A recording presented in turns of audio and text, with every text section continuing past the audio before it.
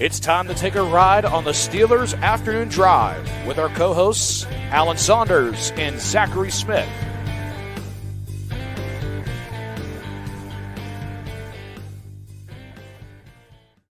Welcome into another Steelers Afternoon Drive. I'm Zachary Smith. That is Alan Saunders. And Alan, this is a throwback. You're in a vehicle driving. The sunlight can be seen right now. It's not pitch black out. What's going on? It's also 81 degrees. Unbelievable. not to rub it in to those of you still in the north, but I'm on my way back from New Orleans, and somewhere in Mississippi, there's not much around. So Meridian was back that way a little bit. I think the Alabama border's somewhere up ahead. This may be the first ever in three states at the same time. Oh, I guess we do three states. Maybe we've done three states where I was somewhere, you were in Pennsylvania, and DB was in Kentucky. I don't know. But, yeah. Probably, but it's very rare. But anyway, so wait, is this your own? Did you drive down there? Yes. Okay, all right, hold on. You gotta walk me back through then, since I guess the Senior Bowl, what your life has been like. Because you jumped from the Senior Bowl to the Pro Bowl to Super Bowl week, and I didn't realize you were driving. I just assumed this was like flight after flight after flight. So no, yeah, I drove to Mobile over 2 days. So the first thing of the Senior Bowl was Monday afternoon. I left Pittsburgh Sunday night, drove to Birmingham, Alabama on Sunday night, and then the rest of the way Monday morning to get to the Senior Bowl Monday. Spent until Friday in Mobile, and Friday I flew from Pensacola to Orlando, then back to Pensacola on Monday morning, and then drove to New Orleans for Super Bowl opening night, which was Monday night, and then I was in New Orleans until today. Were you in that? You said Pensacola. Were you in that small airport? Yeah, with that great Chick-fil-A. It's really Einstein's nice, Bagels. well appointed small airport. It's a place that you can really get comfortable in and spend a few hours if you need. Basically 24, yeah. If you're Noah Strackbine and Zachary Smith, yeah, maybe even 24 hours spent in that small airport. But anyways, okay. People are going to be like, why is Smitty asking him this? Did you not already know this? No, I didn't. Like, you're probably thinking, do these guys talk at all other than when they're on the podcast for like 30 to 40 minutes? Yeah, but I also like to keep some level of like me not knowing what's going on. That way, just like everybody else in the audience, I'm finding out in real time. So literally, you had no clue that you were driving home. There you go. In your own car. But anyways, all right, let's dive into some of this. We get some really good questions that I want to get to from the YouTube stuff, and you brought up an interesting talking point as well, and I think that we can start there. Something you wrote about Chiefs going for a three-peat on Sunday. The Chiefs are already in the middle of a dynasty, but that would obviously just continue to enhance what they've done within this last half a decade plus.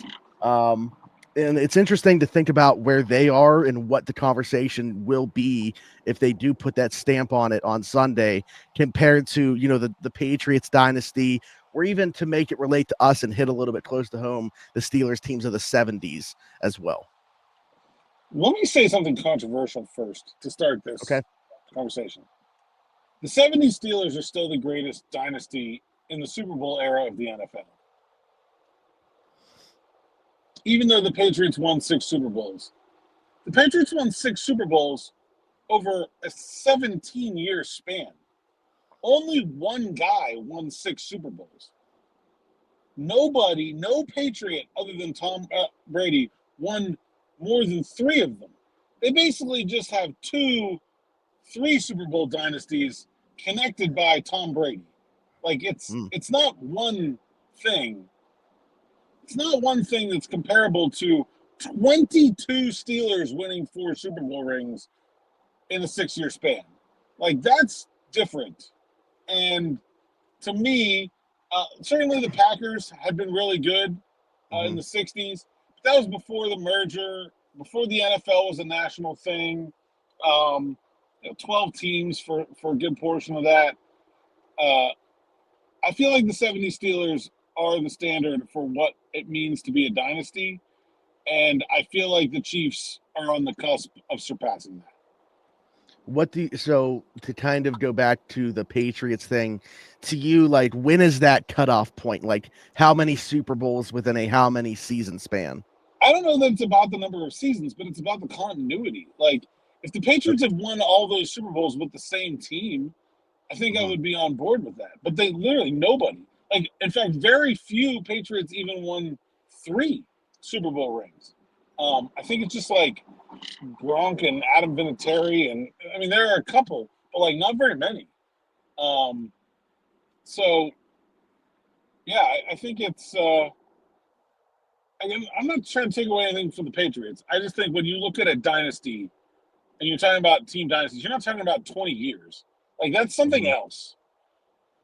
Yeah, and that's why, like, I brought up, with the Chiefs, they have like, entire draft classes now, like the last 3, that going back to that 2022 draft class where it's like those guys don't know anything besides winning the Super Bowl, and it's been that same group. Now, of course, you're gonna have some roster turnover, right? Like the fact that Tyreek Hill's no longer there, the fact that Jerry Sneed isn't there any longer, and they continue to churn out players that are good enough to make it work. And obviously, when you have Patrick Mahomes and Andy Reid as the the consistency there. Obviously, Chris Jones on the defensive side. Spags has been around a long time. A few different offensive coordinators, but they've still obviously been able to make that work.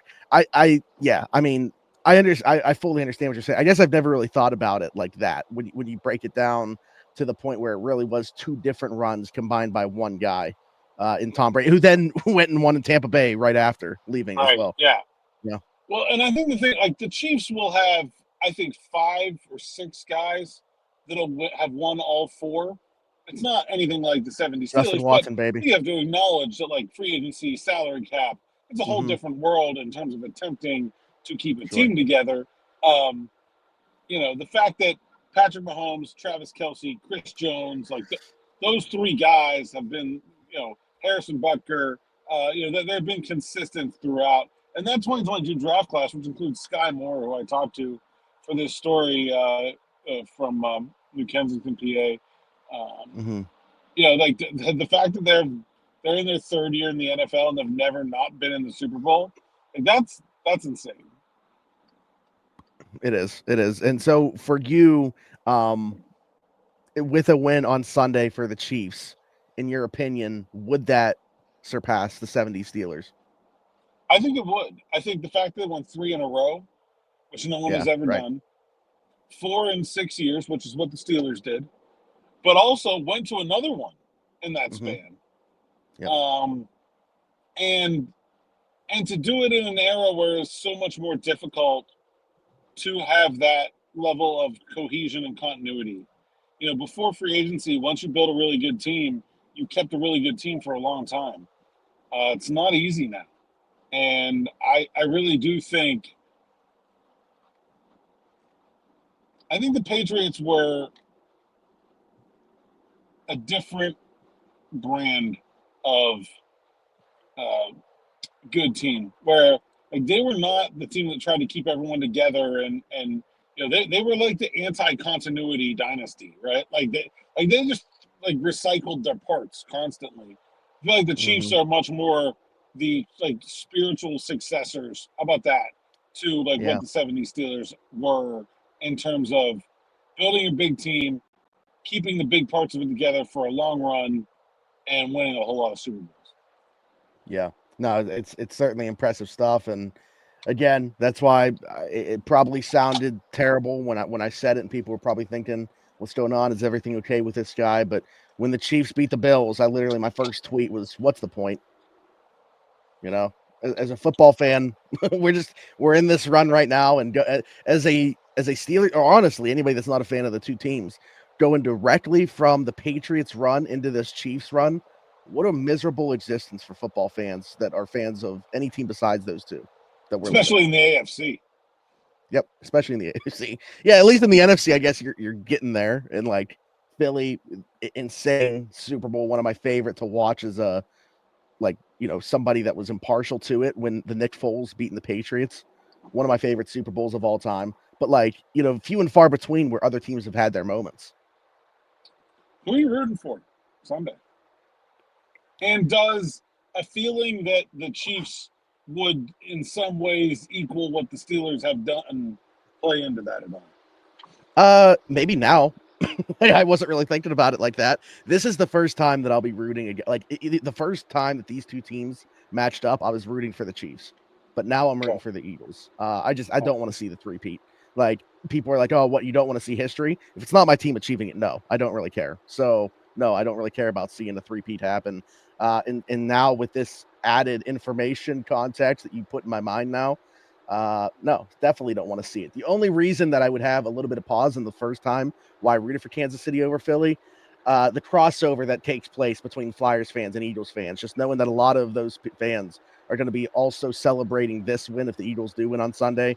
But I guess I'll bite that bullet. I'll take that one. There's a lot of guys like individually that I like on that team too. Like, not to say that that's not the case with the Chiefs. There's individual players on every team that I like, but like I think it'd just be sweet to see Saquon win a Super Bowl immediately after leaving the Giants.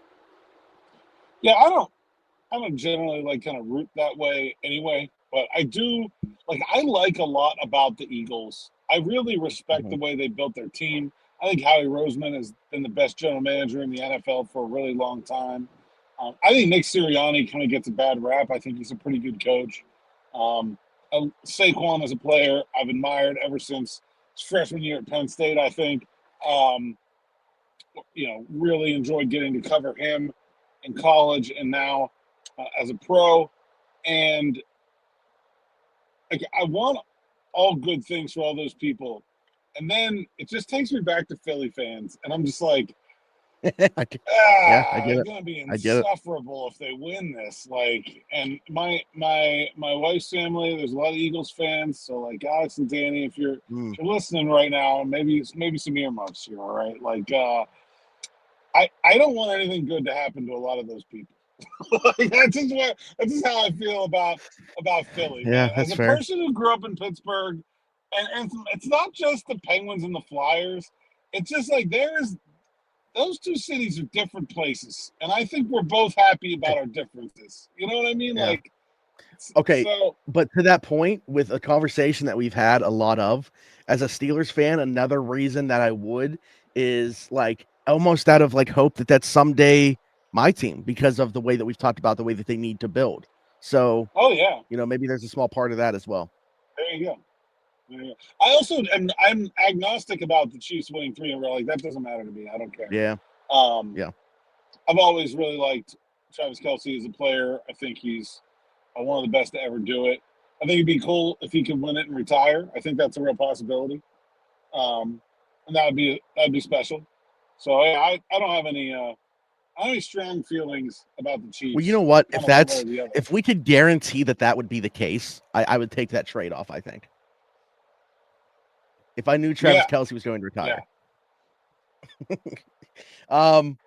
Alan, we love when people put us on the spot, and that's exactly what this question is doing. Actually, the same thing happened last year. I don't know if it was this early in the process or if it was a little bit later on as we got closer to free agency in the draft. But Carol do some research and go back and find the exact show. Yeah, we got to go back and see exactly what we said last year and when we said it. You were definitely. It might have been when you were at the combine or something. You were in a different room. I remember you being in a lobby setting. So I should be able to go back and find that based off that. But anyways, Carol said, "Hi guys, if you both can give the best guess as to who the quarterback room would be 1 through 3 for the 2025 season, who do you think it will be?" I love this question. Because I'm going to get it so spectacularly wrong. We did last year. One of yours last year is now a full-time tight end. So I think, did I pick Felipe Franks? I might have picked Felipe Franks. I'm pretty sure I picked Kenny Pickett and Ryan Tannehill, and that went great. Well, I think Justin Fields is definitely one of the 3. I don't know about definitely, but I think Justin Fields is likely to be one of the 3. How about that? Okay, I would agree. So we both got the same one there. And even though he's on the roster right now, I don't think Skylar Thompson will be one of the 3. I think there will be 2 other additions. Okay. Man, this is difficult because I truly have no idea. I'm going to go Marcus Mariota. Oh my. Okay. Simply, well, okay, two reasons. One, Art's comments about wanting his first and second quarterback to be more closely aligned by skill set. And two, having previously worked for Arthur Smith has been a great way to get a job with the Pittsburgh Steelers recently. So I'm just playing the odds here. Yeah, I honestly, like, I have the free agent quarterback list pulled up right now. That's really the only one that comes to mind. We mentioned Tyler Huntley. Maybe that would be the other route to go. Let me throw one that I think would be super weird at you from the same draft class as Justin Fields, Trey Lance. That's probably the other one that fits. It's actually probably a better choice. I'm just not. It's not going to be my prediction. Yeah. Okay. And then I'm with you on the Thompson thing. I think that they're going to draft one. So, like, if I'm trying to go through here now, my question to you before I ask this, or before I give my answer, do you think, okay, so that's just about like the 1 and 2 though, right? Because, like, if you're trying to find a guy that also fits that skill set to a T in this draft class, I don't see that guy. So yeah. Okay. All right, cool. So I'm gonna go with, I'm between two guys. I'm gonna go with a name that we brought up already quite a bit. I'm gonna go with Tyler Shuck, who will be 26 years old, I believe, during week 2 or 3 of the season. I think he's like a 7th round pick, and they have those 2 7th rounders, so that probably makes a lot of sense. I'm not 100% on them drafting one. I really dislike this quarterback class, and I just don't. There's nobody that like really intrigues me down there until you get way late. I'll say, and I don't even think they'd have to draft him to get him. I'll say Brady Cook from Missouri. Okay. All right. Like just a total dart throw. Although he may not even beat out Skylar Thompson. No, that's it. Yeah. I mean, well, yeah, they could probably just keep him on the practice squad for a year. I don't know. I think there's some intriguing things about Brady Cook, like not as a starter, but I think he could end up being like a long time backup. Yeah. All right. That's my 3. I'm near. If I get one of those 3, I'll be ecstatic. Yeah. Yeah. Well, it would. I mean, I feel good about Justin Fields. Like, again, not good certainty, about picking Justin Fields to be on the team. It's also probably like the worst quarterback group in the NFL. Like Justin Fields, Marcus Mariota, and Brady Cook. Like that's it's not great in terms of the ultimate talent level there. Which is, I mean, I'm not like last year when it was Russell, Justin Fields, and Kyle Allen. We were like, they don't have like that guy at the top, but like 1 through 3, that's pretty solid. Like 3 NFL quarterbacks. Yeah. This is interesting. Crow 1974 says, if the Steelers were trying to trade for Brandon Aiyuk last year from the Niners and pay him, why wouldn't they go out and pay a lot of money for a receiver this year? Wasn't his deal going to be somewhere in the $28 to $30 million range? Seems feasible that they're going to spend big at that position this offseason. I actually took this for the morning rush this morning. So I've already given my thoughts about this at length, but if you would like to give yours, go right ahead. I mean, yeah. I this is what, like, I've had this conversation with so many people. Like, I understand that they didn't end up ultimately landing the big fish last summer, but like the desire to do so was there. Like, so I think that kind of dispels the notion that they're not willing to spend to that degree on the offensive side of the foot, which is just a stupid thing to say in general. But like, they tried to last year. If they would have landed Brandon Aiyuk, would nobody have ever made that claim ever again? If they go out this offseason and make a big time wide receiver splash, is nobody ever going to say that again? Like, I don't know. But yeah, full agreement with Crow here. Yeah. I mean, I think they're going to spend a lot of money this offseason, and at wide receiver specifically, and probably a cornerback as well. Okay. Oh, speaking of cornerback, they could sign. They have so much cap space. Like, they could sign Justin Fields and the second biggest wide receiver contract, because I don't think they'll get T. Higgins, and the biggest cornerback contract that are given out in the NFL this year and be fine. Yeah, you mentioned corner in there, and I think that's an interesting point to bring up. This one from Chorin. It looks like it's literally the word chore and then AN, so that's what we're going to roll with. Do you think Dante Jackson struggling in man coverage this corner means that he would do better with a transition to safety? Seems to have a sense of the ball. Maybe he could even get more interceptions that way. No. The thing about safety is that you have to be an extremely reliable tackler because you are the safety. You are the last man back there. Safety missed tackle equals splash touchdown 100% of the time. On to be 90% of the time. And while Dante Jackson is very willing as a tackler, usually, it wasn't the times down the stretch this year. Yep. I don't know how much of that was because of his back injury. But he's small and not the world's best tackler. I think that would be a recipe for disaster. Now, could you use Dante Jackson in some like dime package off-ball coverage look? Yeah, absolutely. Like if you just wanted to turn him into like a dime safety where you want to play man under and make him one of your two cover twos, basically what DeMonte KZ did this year. Like if they wanted to use him for that role specifically, then yeah, I think he could probably do that. Yeah, I feel like a lot of this, and I know that they had him play safety last year when the injuries really started to strike the back end of things. Like how much of this conversation overlaps with the Patrick Peterson conversation in terms of him transitioning to safety when we talked about his issues in terms of tackling. So I mean, yeah, I think it's easy to look at the issues in man coverage and just immediately think, oh, okay, we'll like get him out of those situations. But again, like he's had a knack for the football. He's been okay in zone. So like there's a role for him. I don't think a full-time move to safety is what that looks like. Yeah, just not big enough. Mostly. I mean, you just want a bigger player at safety. I would say he could do like if they don't want to re-sign KZ, he could fill that role. But he wouldn't be able to be a backup to Minkah Fitzpatrick in the way that KZ was. Yeah. Yep. Concepts says talked about corner just before we move on. Yeah.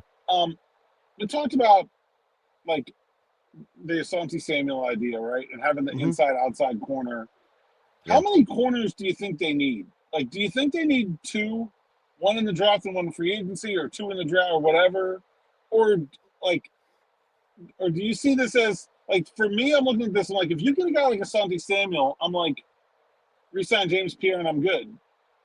Or do you think they're definitely going to bring in two guys at corner with both Sutton and Jackson free agents? Yeah. Okay. So assuming Sutton and Jackson are out the door and you're bringing in Asante Samuel Jr., I think I'd still draft one. Like I like the idea of like you pitched this yesterday and I loved it. The versatility that Asante Samuel Jr. brings allows you to have him play opposite of Joey Porter Jr. when you got two guys out there, but he can kick inside and throw Corey Trice on the opposite boundary when you go three corner sets. And like, I love that idea, but I just think again, like Corey Trice, love the talent that I think is within there, but have you seen enough of it? And also like, what's the level of trust in the organization, not only with him as a player when he's on the field, but also that they can trust him to stay healthy. Like, so that's kind of where my mind is. I'm not saying that it has to be, their first or second pick in the draft, but I think they would need to add a corner at some point too that could also play. And you do have Beanie as well inside, but somebody else that could play on the outside. Yeah, I don't know. It's interesting. I think if you did draft another one, you would want another bigger guy. Like you would want another Porter Trice. Like, I mean, it would basically just be like do that instead of re-signing James Pierre. But then you would need that player to be able to contribute on special teams. Which is something that I've talked about too. Actually, let me get your take on this because Tyler and I just had a whole conversation about this. Do you think the Steelers have too many guys that are specifically special teams players? Because it seems like I look around the league a lot and there's certainly guys that are just special teams guys, but there's guys that contribute on the defense side or on the offense side too, and also play special teams, where it seems like the Steelers have a lot of guys that are strictly special teamers. I think,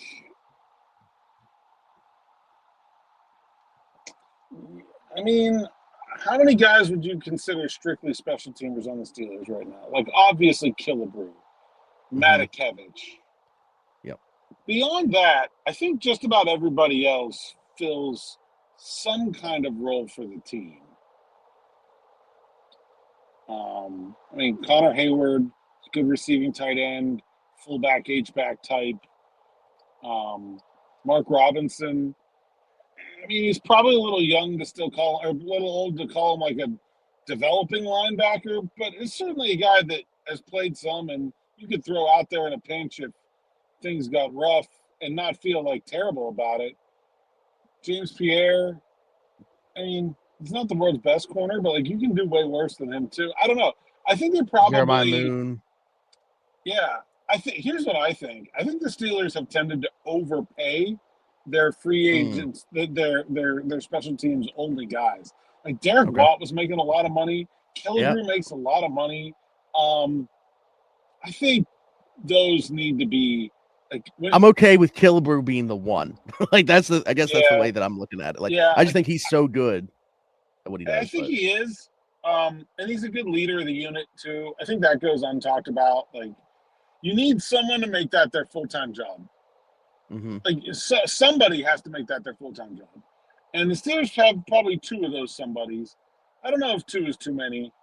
I do think they spend a lot of money there. And I think it would be nice if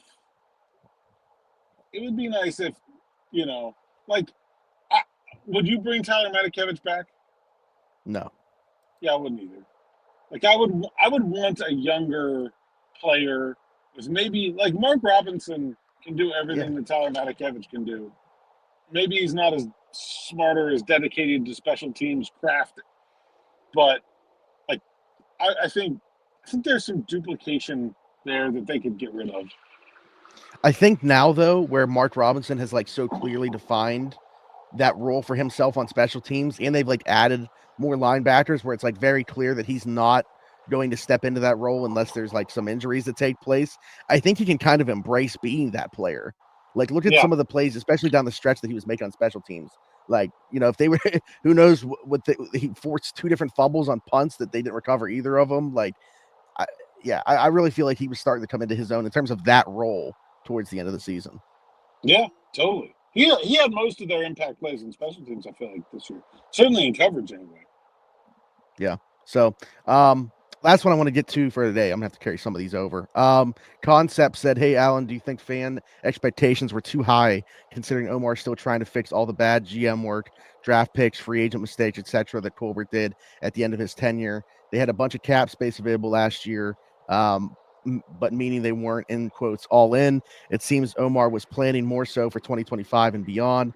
Most fans were expecting a 4-win max team originally, but then flip-flopped when they were overachieving early on in the season. Sorry, I'm all over the place. Appreciate the content. I'll say I don't think they were ever a 4-win team. Right, yeah. I thought Vegas underrated them from the beginning. I think the Steelers made a lot of moves that made it obvious that their desire this season was to win a playoff game. And I think they fell short of that. And I think it's okay for fans to be upset about them falling short of their own goal. And I don't think that own goal in the Super Bowl when they probably had like an 8 or 9 team. Like, it's not like that goal was out of reach for this group of players right up until they took the field. And so, yeah, however, they also here's the thing I think, they're this not proportional to their goal is to play when they 95% right? Yeah, they didn't win it, and they weren't that close to winning it, but they were in a position to win it. They were in a winnable game in January. That's going to happen sometimes. I don't Like, I don't feel like there's anything wrong with being upset about not reaching the goal. But I think they got pretty close, and a lot closer than people assumed they would at the beginning of the season. And yeah, I think they pretty much nailed my expectations, right? I mean, I think I picked them to go 9-8, win the playoff game. They went 10-7 and lost it instead. Like, it's pretty much right there. Yeah. They did exactly what I said they would at the beginning of the year. However, when we reassessed and updated our predictions, I fell into what he's talking about in this comment, where I then started overrating them to a degree. And I said, yeah, they're going to win 12 games, host a playoff game, win that game. Maybe they'll win the divisional round. Like, I got way in over my head based off the early season results and fell into that trap for sure, as it seemed like a lot of people did. But when you really look at it, it went again, like kind of how we were expecting it to. The one thing that I will say, in terms of like the all-in thing, and fully understand, what you're saying with the moves that they made, but like it's the one that they didn't, to me, and I know we keep going back to it and it gets old talking about it with how far we are removed from the way that they handled the wide receiver position. But like, I know that they tried, like we literally just had conversation about them leaving, turning over every stone, ultimately not landing Brandon Aiyuk, but being part of the mix. But like, it didn't have to be that guy. There just needed to be something done before there was when we got to the trade deadline, and it ended up being a 5th-round pick for Mike Williams, in my opinion. Like, if they would have done something more with that group in free agency, I could have gotten more on board with the idea that they were really like not all in with this group, but certainly did everything that they possibly could have to improve that side of the football. I think what you're talking about there, in terms of like overreacting to the early part of the season, I think people do this a lot in like everything, not just sports, but like hold on to your priors. Don't like throw them away so easily. Like you're like, what goes back to the process over results thing, right? I mean, well, just like you're like, if you look at something deeply and logically and come to a conclusion and say, over the course of this process, I think X is going to happen, and on step one, X doesn't happen, I think a lot of people assume it's not going to, or get like, dude, you should see my Twitter feed in the first quarter of every game that the Steelers aren't winning. Like, it's insane. Like, sure. And I'm just like, do you know how many games they're won by teams that are trailing in the first quarter every week of the NFL season? Like, it's a very common occurrence. And so I think people in general, like, I don't let go of my priors. People say I'm stubborn. I think it's smart. Like I don't think Bo Nix is a very good quarterback. I said that a lot on this podcast last year. He was pretty good this year. Not necessarily giving up on that. Like, I'm not going out there and picking Bo Nix to have a good year next year. I'm trading for him in fantasy football. I want to see more before I'm going to let myself be convinced that I was wrong.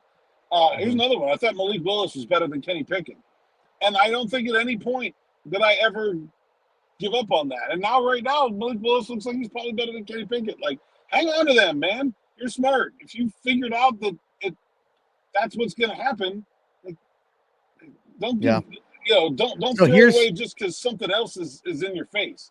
Right. Yeah. Here, the thing that made, I think when we had this conversation, they were like the 10th or 11th scoring offense in the NFL. And I was like, okay, didn't see this happening. That is probably why I adjusted, because I was like, okay, Russ is playing way better than I expected. But, like you're saying, even in that moment, I knew what was lying ahead on terms of the teams that they were facing in the back half of the schedule and the teams that they had previously faced to get to that point where they were 10th or 11th and scoring whatever it was. So, yeah, I think, lesson learned. Oh, the other lesson we've learned recently is don't pay attention to preseason. So we've now two straight years, significant lesson to be learned for the Steelers fan base about how to feel about their team over the course of the season. Well, to the point where it's like, I think people are taking nothing positive away from the preseason now after getting burnt in 2023. And not only that, but I just mentioned this recently I don't know if it was on here around 4-2, but like, I really feel like just with the vibes that I'm getting from the fan base, and this could all switch because a lot of fans are fickle. I really feel like as we sit here right now, it's hard for me to say that there's anything the Steelers can do between now and not even the regular season next year, the postseason, to restore any goodwill. Like, they need to win a playoff game next year or nothing matters. Like, there's no way that the fan base is going to act positively until that happens. Unless they sign T. Higgins. Yeah, I mean, for a lot of people, yes, but like I'm telling you, like it's so negative right now, and I get, like I said, I get fans are fickle, and at the drop of a hat, flip of a coin, whatever you want to say, that could change. Signing T. Higgins would certainly fall into that bucket, but there's a large portion that I think it doesn't even matter. Like, the regular season next year is meaningless. They could go 17-0. It's funny because I feel like next year anyway in a lot of ways. Like, they might win a play again. Like, I don't care about the playoff game. I don't think it matters. I don't think anybody else should care either. So, like, are they going to win a Super Bowl next year? Almost certainly not. Like, so, like, who cares if they win a playoff? I don't know why you care if they win a playoff game or not. Goes back to my my tweet. What's the point? There you go. What's the point? Leaving here on a morose note, Smitty. I actually look up the subscriber numbers. That's exactly what I'm doing. Let's get something happy here before we close. Oh, this ain't gonna be happy because the first why is this the first name that came to my mind? I don't know, but we are Dante Moncrief subscribers away from 15K. I'm not even sure what number Moncrief were. 11. Yep. Mm-hmm. Chase Claypool, Justin Hunter, whatever one you want to use. I've got nothing for you there. Most recently, Van Jefferson. Mark Stock was like a third-string quarterback in like 1989. Oh man. Well, there you go. That's the one you're Why going to roll is it such with. a bad number? I don't know. It's cursed. Specifically because of wide receivers lately. But anyways, all right, as you continue on your drive home, Alan, tell the people they can find you. At Saunders _ PGH on X, Instagram, TikTok, and Blue Sky, PGH Steelers Now. This is site's account, SteelersNow.com. Go there and read the words so I can get paid. And like, subscribe, hit that bell for notifications. Here on the YouTube channel, we need more. 15,000. We need 11 of you. Come on. There we go. Tell a friend. That's actually a pretty. If we have that same jump from yesterday to today, we'll be at 15K tomorrow. But my cousins are going to unsubscribe after I talk up on the Flyers. So I'm going to have to get a couple more. All right. Okay. All right. So we might be at like Dree Archer subscribers away after that. But like, subscribe, hit that notification bell, hit us in the comments with your thoughts on anything that we talked about today, a question or topic for a future episode. Keep those coming throughout the off season. If you're listening somewhere else, Apple, Spotify, wherever you get your podcast from, you can find us there. Just search Steelers Afternoon Drive, leave us a 5-star review and subscribe over there. And then you'll find me everywhere. Zachary Smith, PGH, Brandon Saunders, and myself. Thanks for jumping in. Take another ride on the Steelers Afternoon Drive.